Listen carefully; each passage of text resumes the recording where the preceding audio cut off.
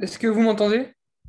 Ah, bonjour Clément, oui, on t'entend. Oui, oui, tout à fait, Super. c'est Evelyne. J'étais en train de laisser un message sur le répondeur des coursiers bordelais. Pas de souci. Bonjour, bonjour. Bonjour. Donc, on va commencer l'interview, je pense. Voilà, D'accord. la vidéo. Oui. Vous me Euh, voyez ou pas du coup? non, Non. on ne te voit pas. Ok, tac. C'est parti. Ah oui, voilà, c'est bon. Voilà, parfait, bonjour. Bonjour. Voilà. Donc, on va, en gros, je vais te poser trois questions. Ça va durer une demi-heure. D'abord, pour te demander un peu ce qui vous a amené à créer la coopérative. Ensuite, comment elle a démarré, comment elle marche et tout ça. Et sur quel principe. Et puis, à la fin, effectivement, tout ce que vous faites pour soutenir d'autres coopératives de livreurs. Voilà. Donc, D'accord. on commence si tu veux. Donc, peut-être peux-tu te présenter, dire ton nom et puis le nom de la coopérative et puis dire comment vous en êtes venu à créer cette coopérative. D'accord. Alors, je suis Clément des Coursiers Bordelais, j'ai 28 ans. Ça fait bientôt un an que je fais partie de la coopérative. Elle existe depuis fin 2017. Elle a été créée par trois coursiers, anciens coursiers de plateformes Deliveroo, Foodora et autres, qui sont donc il y a Arthur Arthur Petitjean et Théo Meltz. Donc voilà, c'était trois coursiers qui se retrouvaient dans les mêmes valeurs contre l'ubérisation, parce qu'ils étaient sur ces plateformes-là. Et au début, c'était bien joli, c'était bien beau, mais plus le temps passait et plus c'était compliqué. Donc ils ont voulu prouver que voilà, le métier de livreur, c'était pas nécessaire d'embaucher des personnes via ce statut d'auto-entrepreneur qui est décrié dans notre profession. Donc voilà, ils ont décidé de créer une alternative qui donc s'appelle les coursiers bordelais. Et à la base, enfin, le rêve des coursiers bordelais, c'était de faire de la food, comme Deliveroo et Uber, de livrer de la nourriture. Mais voilà, la coopérative s'est lancée sous un autre format, en faisant de la livraison de plis, d'enveloppes, euh, et on fait des courses aussi, de la nourriture, enfin un peu de nourriture. Et on a quoi d'autre? On a des prélèvements de laboratoire. Enfin, voilà, une multitude de choses à livrer. Et en fait, si vous voulez, au final, ce pourquoi l'association a été créée, euh, la livraison de nourriture, c'est quelque chose de très particulier. C'est un monde très particulier de la livraison qui est difficile à combiner avec ce à quoi prétendait au départ la coopérative. Donc, c'est de livrer tout autre chose que de la nourriture. Mhm. Et on a eu encore la confirmation il y a quelques jours une association qui s'est montée à Strasbourg qui s'appelle Kouglof et qui, elle, a démarré directement en livrant de la nourriture. A contrario, elle a du mal à trouver d'autres clients que des restaurants, en fait. Et nous, on se trouve dans le sens inverse. Dans le sens inverse, on a du mal à développer les restaurants parce que notre business model, il est, euh, il est intégré sur le fait d'avoir des clients toute la journée. Et alors que, par exemple, à Strasbourg, eux, ils travaillent entre 11h30 et 14h et le soir Ah entre oui. 19 et 22h. Et ils n'arrivent pas à boucher les heures creuses qu'ils ont. Mhm. Et nous, à contrario, ben, comme on est déjà plein la journée et que on fait déjà 35 heures la semaine et le week-end, c'est compliqué d'intégrer de la food, de la livraison de nourriture le soir en plus. Donc, après 2 ans et demi, 2 ans et demi d'existence, la coopérative a décidé d'intégrer de la livraison de nourriture via notre propre plateforme, par lequel on peut accéder via le site des coursiers bordelais, et qui est intégré au réseau Copcycle. Mhm. Et donc, on arrive à livrer de la nourriture, mais seulement le midi, avec entre guillemets, des contraintes qui font que le client ne peut pas commander avant 11h30. Après 11h30, pardon, on ne peut pas commander après 11h30 le jour même. Et on peut livrer qu'entre 11h30 et 13h30 à peu près. Voilà, donc c'est mince. Ce sont des impératifs qui font que c'est compliqué parfois de faire intégrer aux clients qu'on n'est pas Uber Eats, on n'est pas Deliveroo et qu'on a des impératifs professionnels qui font qu'on ne peut pas livrer à n'importe quelle heure. Mais voilà, on a réussi à avoir 4-5 restaurants qui travaillent avec nous très régulièrement et c'est déjà un beau début. Et voilà, on est en train de chercher une alternative pour permettre de, pourquoi pas, développer la restauration encore plus. Donc voilà, nous, on livre de tout. Ça peut être une simple enveloppe, des colis, de la nourriture, comme je vous ai dit tout à l'heure. On Mhm. est destiné de professionnel à professionnel, du particulier à particulier, du professionnel à particulier. Et voilà. Donc nous sommes 6 actuellement dans la coopérative. Mhm. On est 4 en temps plein, un à mi-temps, parce que l'autre moitié du temps, il est responsable, responsable de la CGT à Bordeaux et représentant aussi de livreurs partout en France. Et une autre personne qu'on vient tout juste de recruter qui travaille le samedi parce qu'on a besoin de soutien le samedi. Sinon, il n'y a qu'une personne de l'effectif qui travaillait. Donc voilà, on a recruté un CDI en plus le samedi, un contrat étudiant. Et voilà, ce qui permet de faire tourner la coopérative du lundi au samedi de 8h30 à 19h actuellement, puisqu'il y a le couvre-feu, mais habituellement, sinon, on travaille jusqu'à 20h. Donc voilà, donc on est une coopérative. Euh, donc chaque personne a le même pouvoir de décision. À chaque fois qu'il y a des décisions à Mhm. prendre, nous en discutons. On a des réunions tous les mardis soirs qui durent 1h30, Mhm. 2 heures, ça dépend. Et tous les mardis soirs, il faut prendre on parle de tout ce qui s'est passé la semaine précédente et ce qui va se passer dans la semaine à venir. Et on prend tous les décisions de façon collégiale. Et c'est très important de voir que chaque parole compte et que même si on n'est pas toujours d'accord, il faut trouver des compromis.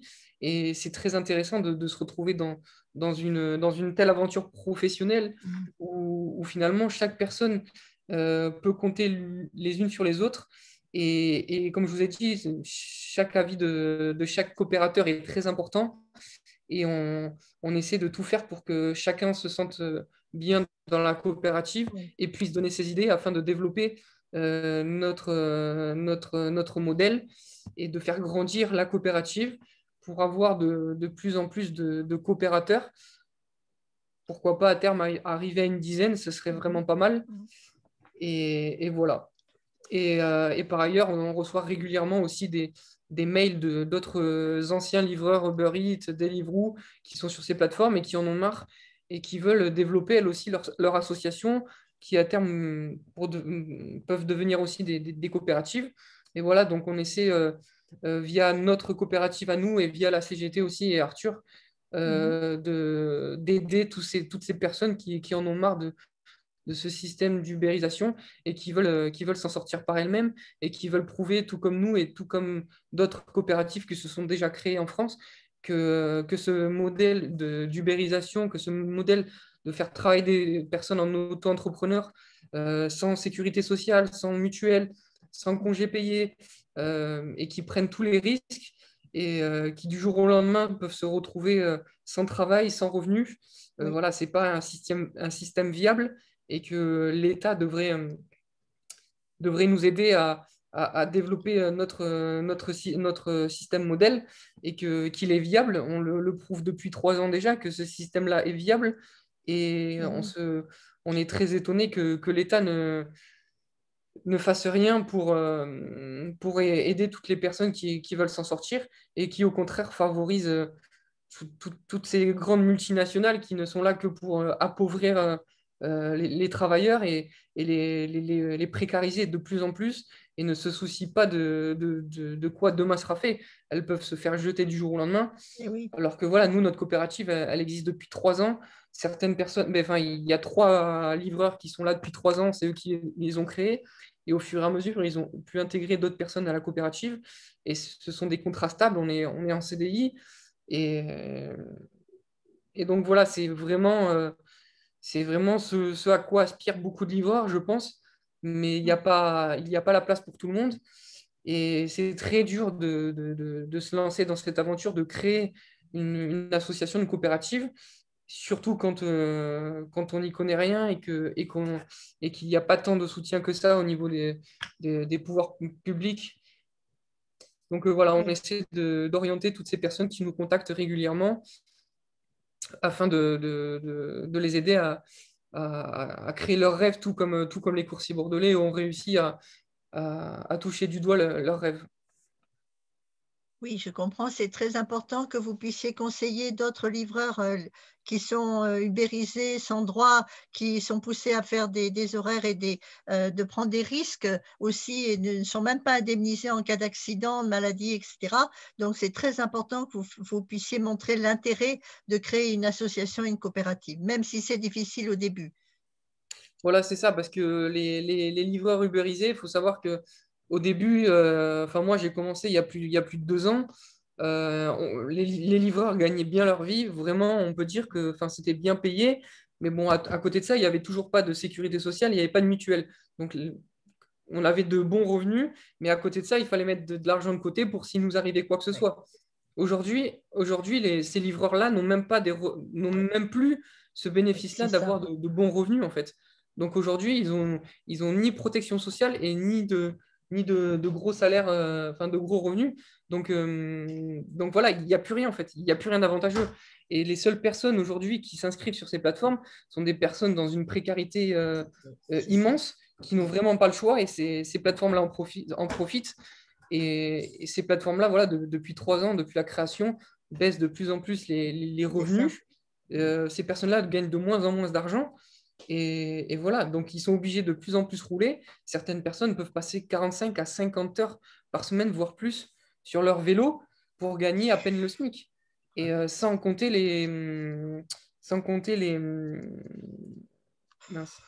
Ah, enfin, les impôts dus au statut d'auto-entrepreneur, quoi. Donc, vous enlevez 25% à ces impôts-là, à ces revenus-là, et d'autant plus que certaines personnes travaillent avec des comptes sous-loués parce qu'ils ne peuvent pas, des personnes sans papier ou pour d'autres raisons, qui travaillent avec des comptes sous-loués et qui gagnent même pas la moitié enfin, qui récupèrent même pas la moitié de ce qu'ils gagnent, en fait, parce que la personne à qui sous-loue le compte les exploite et leur prive de la moitié de leur revenu, quoi.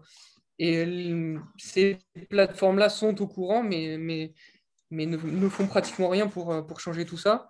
bon, j'ai un problème, Et j'ai plus, je vois plus l'écran et il faut que je me reconnecte, je crois, parce que pas de je ne te souci, vois allez-y. plus. Je ne te vois plus, Pas de Clément. souci. Donc, je vais essayer de me reconnecter parce que j'ai dû faire une mauvaise manœuvre. Voilà. Mais je suis désolée. Est-ce que ça remarche là ou pas? Là, je rouvre la réunion. Voilà, voilà, voilà, Ok, je te vois de nouveau, je t'entends, ça ça marche. marche. Mais vous aviez le Oui, son quand même ou pas? oui, oui, j'ai Ok, tout, oui, c'est ça tout ce marche. qu'il faut. Oui, oui. Donc voilà, après, depuis plus de 3 ans déjà, Arthur se bat pour les droits des livreurs uberisés. Mais c'est très compliqué parce qu'en fait, entre guillemets, le problème de ce travail-là, c'est que ces plateformes veulent nous faire croire que chaque livreur, on est les uns contre les autres parce qu'on est concurrents directs, alors qu'on a tous les mêmes problèmes et qu'on doit tous aller dans le même sens. Et donc, quand il s'agit de faire des réunions, organiser des grèves et tout, c'est très compliqué de mobiliser des livreurs qui ne gagnent pas beaucoup d'argent et qui se doivent de toujours rouler, rouler, rouler. Et à chaque fois qu'on leur dit, ben, voilà, il faudrait venir manifester parce que c'est important, ils nous disent oui, mais je suis d'accord, on est d'accord avec vous. Mais moi, tout le temps que je passe à manifester, je ne gagne pas d'argent. J'ai un Eh oui. loyer à la fin du mois, j'ai des enfants, j'ai une femme, il faut que la vie continue. Et en fait, voilà, c'est que enfin, je sais plus quel politique avait dit ça, mais il avait dit en fait, le problème, c'est que c'est que, en fait, enfin, les travailleurs français gagnent de moins en moins d'argent. Donc, il y a moins en moins de grèves, en fait, parce que les travailleurs ne peuvent Oui, plus se permettre de faire grève, c'est tout vrai. simplement. Oui, oui, oui. Et c'est pas que tout va bien dans la société et dans le monde du travail. C'est juste que plus le temps passe et plus on est dans une telle précarité que le travailleur français ne peut plus se permettre de faire de grève. Et donc, quand les plateformes revendiquent le fait qu'il n'y a pas beaucoup de monde qui fait grève et tout, mais c'est pas parce qu'ils sont pas d'accord avec nous, c'est juste parce qu'ils n'ont pas la possibilité de s'arrêter de travailler, en fait. Oui, c'est Ils ça. sont constamment enchaînés, tout simplement. Et j'avais cru comprendre que, d'après ce que le CLAC, le collectif des livreurs autonomes de Paris, avait dit, il semblait trouver que le gouvernement prévoyait d'augmenter les droits des livreurs, mais je ne sais pas si ça va suffisamment loin, alors qu'en Italie, la Cour d'appel de Milan a condamné plusieurs plateformes lourdement pour les obliger à donner les droits des salariés aux livreurs, qu'en Espagne, j'ai cru comprendre qu'il y avait une décision qui était prise par le gouvernement pour donner les mêmes droits de salariés aux livreurs ubérisés, mais j'ai l'impression qu'en France, ça n'avance pas beaucoup. C'est tout à fait ça. Enfin, en Europe, tout autour de la France, comme vous l'avez dit, l'Espagne, l'Italie, la Mhm, Suisse, l'Angleterre, la Belgique, tous les pays, tous les gouvernements reconnaissent qu'il y a un problème mhm. et commencent à interdire et les tribunaux commencent à condamner toutes ces plateformes. Et il n'y a qu'en France où, encore une fois, on est au ralenti et on ne suit pas la cadence, en fait. Et c'est vraiment c'est qu'il y a un problème. Et je pense que c'est le politique qui, encore une fois, Bien sûr.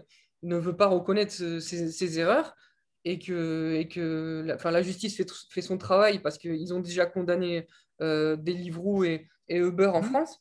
Et là, il y a des centaines, et voire des milliers de procès qui sont en attente et qui sont même en cours.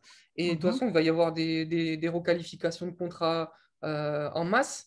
mhm. Mais encore une fois, la France, comme à son habitude, est toujours à la traîne, toujours en retard. Et alors il suffit juste de suivre les exemples de nos voisins, dont le dernier en Angleterre, je crois, sans vouloir dire de bêtises, je crois que le gouvernement ou la justice a donné 3 semaines ou un mois C'est à ça, oui. Deliveroo ou Uber pour prouver que leurs auto-entrepreneurs n'étaient pas salariés, enfin n'étaient pas des salariés, Oui, alors que c'est ça. voilà, nous avons les mêmes contraintes que le travailleur uberisé a les mêmes contraintes qu'un salarié, mais n'a pas ses avantages, n'a pas ses droits.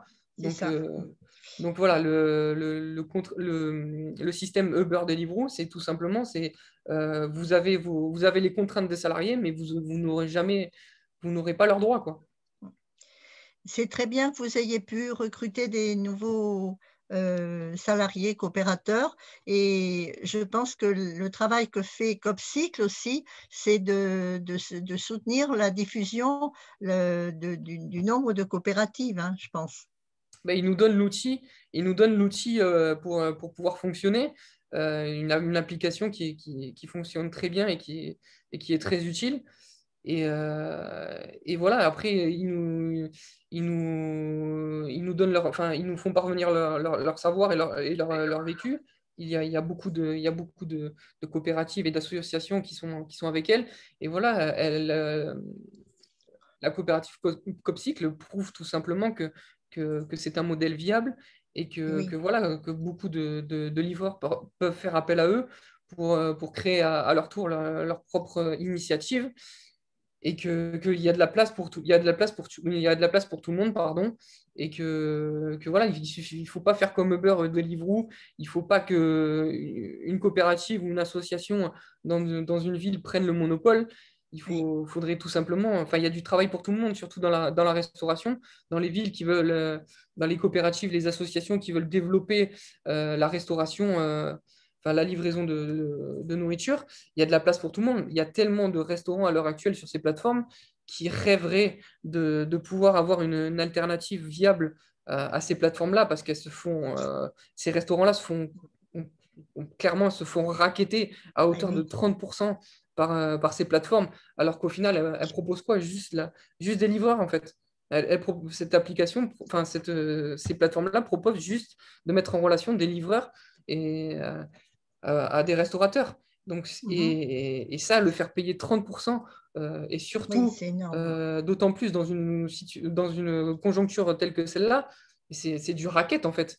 Après, on voit des pubs toute la journée à la télé en disant oui, soutenez les restaurateurs, commandez sur Uber Eats, Deliveroo. Mais non, en fait, ces plateformes-là sont juste là pour maintenir la tête sous l'eau Oui. de ces restaurateurs. Ils n'en ont rien à faire des restaurateurs. Enfin, on entend pareil, on entend plein de restaurateurs qui se plaignent des conditions de travail avec ces plateformes-là. Mais voilà, enfin, on a pris conscience aussi qu'on se préoccupe beaucoup de la cause des livreurs parce que bon, nous sommes nous-mêmes livreurs, mais il y a un réel problème aussi avec les restaurateurs en fait. Mm. C'est Donc, vrai. mais on a des dizaines et des dizaines de cas comme quoi les restaurateurs ne sont pas payés à temps, voire pas du Ah tout. oui, Leurs comptes sont bloqués comme les livreurs, leurs comptes sont bloqués quand ça va pas. La solution de facilité pour ces plateformes, c'est de les bloquer et de dire ben, vous ne travaillez plus pour nous, ciao, vous n'avez plus oui. de travail. Donc voilà, c'est une réelle problématique, mais les restaurateurs aujourd'hui ne peuvent pas s'exprimer parce que la conjoncture fait que les restaurants sont fermés, ils ne peuvent pas accueillir Oui, de oui, public oui, oui. et cette part de marché est très importante pour Mm. leur survie. Mm. Oui. Et donc, vous avez l'impression que vous êtes assez connu, que vous faites un petit peu, vous donnez l'exemple, quoi. Ah oui, on a acquis une certaine notoriété qui fait que, comme Oui. je vous ai dit, on reçoit régulièrement des mails pour savoir Mhm. comment on a fait pour créer la coopérative, est-ce qu'on peut les aider. Et Mhm. j'ai moi-même rencontré des livreurs rémois récemment pour essayer de les orienter via notre coopérative aussi. Il y a des coursiers niçois qui nous ont contactés aussi. Voilà, donc on passe régulièrement dans les médias, on montre que notre système est viable et ça donne envie à d'autres livreurs de le faire et on les encourage fortement à le faire. Et on ne peut pas tout leur faire de A à Z malheureusement parce que c'est quelque chose qui prend beaucoup de temps. Mais pour de réels livreurs motivés, et il y a vraiment moyen qu'on les accompagne du mieux qu'on peut, nous, le réseau Copcycle, afin de Mhm. créer leur propre entité. Et voilà, c'est un réel plaisir parce qu'on reçoit des messages de soutien et d'encouragement régulièrement, que ce soit de la part de livreurs, de Et oui. professionnels, de clients qui reconnaissent que notre initiative est louable et très utile et qu'il devrait y en avoir plus.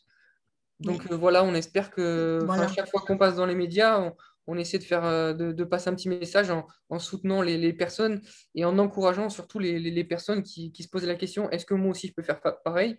Et effectivement, oui, ils peuvent faire pareil et on les encourage fortement. Et comme je répète, et comme je le répète, il y a de la place pour tout le monde.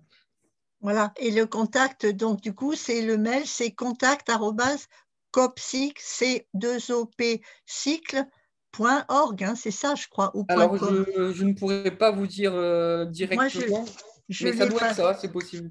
Oui, je l'avais pas loin. En tout cas, vous, c'est coursier bordelais au pluriel, donc tout attaché, @gmail.com. Tout à fait, Et c'est ça. donc, Copcycle, c'est contact@copcycle.org. Voilà, Voilà, donc oui, oui. si des personnes sont intéressées et veulent nous contacter, c'est avec Parce grand qu'il y a plaisir. déjà presque, je crois, une cinquantaine de coopératives de livreurs, non? Alors, Qui en étaient. alors le À nombre, je peu ne sais pas près, du hein, tout, je crois. mais je Oui, pense qu'on est pas mal. Et à oui. savoir que Copcycle est présent en France, mais partout dans le monde aussi. Voilà, c'est Il y a ça. d'autres pays qui sont concernés, donc c'est un réseau international. Et voilà, donc je crois qu'ils sont présents en Allemagne aussi, au Canada, Australie. Mhm. Récemment, il y a des personnes du Chili qui nous ont contactés aussi, qui voulaient rentrer dans le réseau Copcycle aussi. Donc voilà, c'est le monde entier, partout, Oui, c'est c'est bien. possible. Et c'est ça qui est intéressant aussi, c'est qu'on on apprend de tous les pays du monde. Et voilà, mais là, je crois que c'est en France qu'il y a le plus de coopératives. Si je veux, enfin, je veux pas dire de bêtises, hein, je ne sais, Je, je, je crois aussi, oui. Et vous je disiez pèse que mes c'était mots. un petit peu difficile dans les tout débuts de lancer une coopérative, mais qu'on arrivait assez vite à retomber sur ses pieds. Alors, moi, enfin, je suis pas l'une des trois personnes qui a créé la coopérative, Oui. mais voilà, effectivement, de ce qu'ils m'ont raconté, la première année, ça a été compliqué pour eux. parce qu'il faut se créer une clientèle. Comme ils m'ont expliqué, il y a des choix à faire. Soit dès le début, on fait un emprunt et on se paye. Et on se paye dès le début, mais derrière, on a un emprunt sur le dos et il faut l'assumer. Ou soit eux, le choix qu'ils ont fait, c'est que de ne pas se payer, pas se payer pendant un an et de travailler entre guillemets gratuitement pendant un an et jusqu'à ce que la coopérative fonctionne convenablement, ce qui leur a permis derrière de recruter une quatrième personne, puis une cinquième et aujourd'hui une sixième le samedi. Et voilà, c'est très altruiste de leur part parce que s'ils avaient pris un crédit en plus dès le début, je pense qu'ils n'auraient pas pu recruter aussi rapidement. Et oui. Et donc voilà, oui, ça peut être compliqué dès le début si on n'a pas d'apport, si on n'a pas de fonds. Mais voilà, je sais qu'aujourd'hui, aucun des trois le regrette. Ils sont Oui. très heureux de ce qu'ils ont fait et ils peuvent être aussi très très fiers de ce qu'ils ont fait. Et voilà, donc, mais après, c'est leur expérience personnelle à eux. D'autres personnes l'ont fait différemment. Je crois que Kouglov, par exemple, à Strasbourg, je ne veux pas dire de bêtises encore une fois, mais je pense que, enfin, eux, ils se sont payés dès le début parce que ça a bien marché. Mais eux, ils font que de la livraison de nourriture. Voilà, après, chaque personne qui montera sa propre coopérative aura peut-être une expérience différente. Oui. Mais voilà, si on a des valeurs communes et qu'on a vraiment des valeurs communes et une idéologie du travail différente de celle de l'ubérisation et qu'on a un bon relationnel et un bon contact, il y a pas de raison que ça ne marche pas, quoi. Voilà, ce qui est très important, en effet, c'est les valeurs communes que vous développez, votre éthique, c'est-à-dire donner les mêmes droits à tous, leur donner le droit de regard sur leur travail, de décider sur leur travail, de partager les fruits du travail au lieu que ça aille à des actionnaires ou à des plateformes. Et donc, c'est très important et le collectif Changer de Cap fera tout son possible pour faire connaître votre expérience. Je pense qu'on arrive à la fin de l'interview, Clément, donc je vous remercie beaucoup, beaucoup et on vous tient au courant et cette vidéo sera sur le site du collectif Changer de Cap parce que c'est vraiment un exemple très, très positif auquel on tient beaucoup et qu'on veut contribuer à faire connaître. Merci beaucoup, Clément. Et merci de m'avoir donné la parole. Et puis voilà, j'espère que ça encouragera beaucoup de personnes qui se posaient encore la question, qui sont Voilà. déjà dans le monde de la livraison, de pourquoi pas tenter l'expérience. Voilà, ça ne coûte rien de se renseigner auprès de nous, ou auprès de Copcycle ou d'autres associations ou coopératives qu'il y a partout en France. Il y en a plein. Donc voilà, essayez de voir s'il y en a une près de chez vous. Et voilà, franchement, c'est une très belle expérience. C'est des valeurs humaines énormes. Pour ma part, j'ai rencontré de très bons collègues et j'ai vraiment eu beaucoup de chance de tomber dans cette coopérative-là. Je les en remercierai jamais assez. Et voilà, faut que, voilà, tout simplement, faut passer le cap, faut franchir le cap. Et j'encourage toute personne qui se pose la question à faire les démarches pour se renseigner et le faire. Parce que c'est un bien-être aussi au quotidien de travailler dans de bonnes conditions et de ne plus avoir cette pression-là que chacun d'entre nous avait sur les plateformes. Voilà. Mais Merci merci beaucoup à beaucoup. vous et Merci beaucoup. bon courage dans Merci, votre Clément. démarche. À très Merci. bientôt. Bon courage à Au vous revoir. aussi. Au Merci. Au revoir. revoir.